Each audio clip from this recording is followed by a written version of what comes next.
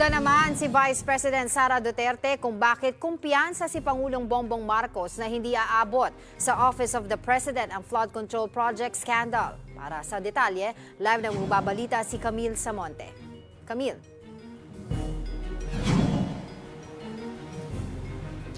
Angela, nagtataka raw si Vice President Sara Duterte kung bakit kumpiyansa si Pangulong Bongbong Marcos na hindi aabot sa Office of the President ang katiwalian sa maanumalyang flood control project. Kaya sa tingin niya, posible raw na alam na ng Pangulo kung ano ang kalalabasan ng ginagawa ngayong investigasyon.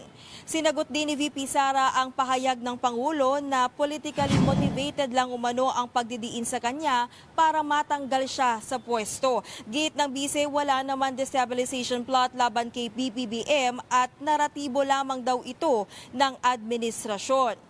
Naniniwala rin si VP Sara na gagawin umano ng administrasyon ng lahat para subukan na maiugnay din sa kanya ang katiwalian. Ito ay kahit na wala naman daw kahit anong proyekto ang OVP kasama ang DPWH. Yan ay matapos sabihin ni Ombudsman Boying Remulla na paiimbestigahan na rin ang pagkakaugnay ni Senator Bongo sa flood control scandal. Posible raw kasi na pinoprotektahan umano ng mag-asawang kontraktor na sina Curly at Sara Diskaya si Senator Go na kilalang kaalyado ng mga Duterte.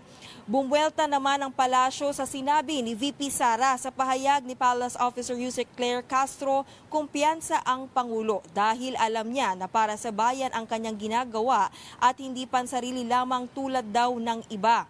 Ang Pangulo raw ang naging susi para masawata umano at maiwasan ang anomalya at hindi natakot na magpaimbestiga. Bagay daw na hindi nagawa ng nakaraang administrasyon. Sabi pa ni Castro, ang tunay daw na may kasalanan sa bayan ay takot sumagot at parating umiiwas na ipaalam ang tunay na ginawa niya. Kung sino pa raw ang malakas manira sa gobyerno ang siyang walang maipakita na sariling accomplishments.